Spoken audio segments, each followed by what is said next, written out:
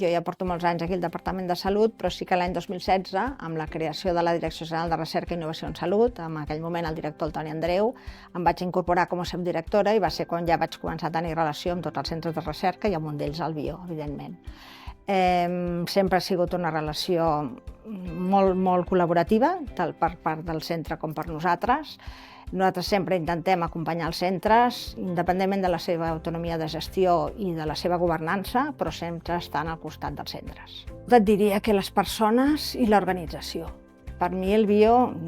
tenim grans centres de recerca a Catalunya, no cal dir-ho, però pel que he comprovat del Bio és un centre amb molta rigorositat, amb persones amb molt compromís, amb una visió molt de sistema, fins i tot pel tipus de governança que té el Bio, no?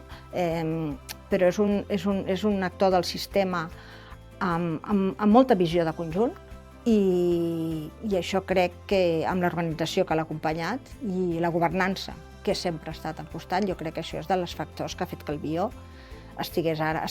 on està. És un model singular, però al meu parer és un model necessari. Malauradament, al sector públic arribem on arribem, tant de bo tinguéssim uns pressupostos tan amplis, però és que tot i així, el meu parer és que si tinguéssim un pressupost molt ampli, igualment aquesta col·laboració privada és necessària, perquè és enriquidora, perquè s'ha de veure, com he dit abans, tot en conjunt, o sigui, salut és salut en conjunt, i és tot, és les entitats privades, és les entitats públiques, és la governança compartida, és l'acompanyament, és el veure una visió de conjunt. I llavors costa, és difícil, se'm fa difícil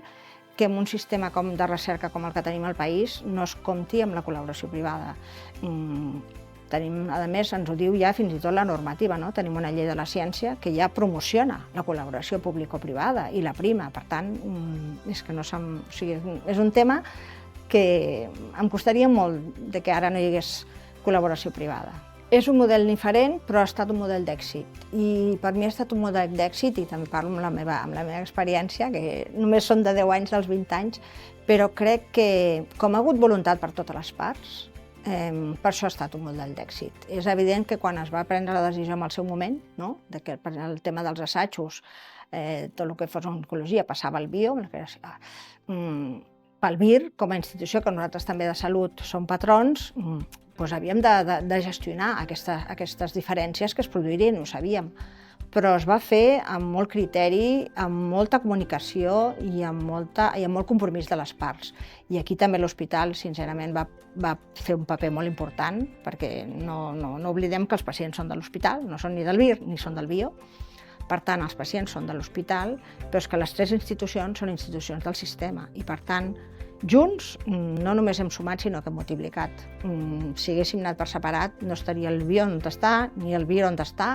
ni l'hospital potser hagués assolit totes les fites que ha assolit, que n'ha assolit moltes, tots tres, evidentment, però jo crec que la suma dels tres, la bona sintonia, havent-hi coses sempre perquè passen totes les cases, només faltaria, però que la bona sintonia, la bona comprensió i la visió de sistema, que jo sempre parlo de la visió de sistema, jo crec que és factor clau en aquesta relació. Crec que una de les tasques més llargues que he tingut a la meva carrera aquí a l'administració. Bueno, el tema de el que diem, per una part, volem la col·laboració pública-privada, però sí que és veritat que hi ha agents del propi sistema i de l'administració que són molt pro sector públic i a vegades costa fer entendre aquesta visió de que si sumem esforços arribarem més lluny. És veritat que l'anècdota és que l'edifici on està el Bio, l'edifici Celex, està construït sobre un terreny de la Seguretat Social en aquell moment,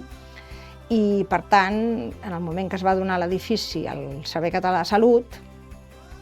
per la intervenció general això passava a ser sector públic, perquè el tema de balanç, no? L'actiu era superior al sector públic. Aquí, doncs, va ser una llarga, no diria discussió, sinó que va ser un llarg treball amb la intervenció, amb agents del Departament d'Economia, fins i tot de casa nostra, del Departament de Salut, d'argumentar la necessitat d'aquesta col·laboració i al final fins i tot els auditors ens van donar una eina per poder fer i tot va anar a govern, es va modificar els estatuts i mantenim la col·laboració pública-privada i mantenim la governança, que això és l'important. Això també li va permetre de créixer i també ara, amb la construcció del nou edifici, doncs, encara s'espera un creixement molt més, jo diria exponencial. Ja el BIO ha fet molt, però jo crec que ara el que sí que ja serà la cosa que farà disparar més és la seva col·laboració també amb alguns centres més bàsics. També ho estem veient amb altres centres, el VIR o altres centres del sistema, la Fundació Carreras, Sant Pau, aquesta col·laboració amb centres més bàsics, amb UNIBEC, amb un CRG, amb un IRB. Això farà que, torno a dir, que aquesta col·laboració faci créixer molt més la recerca, i més amb l'oncologia.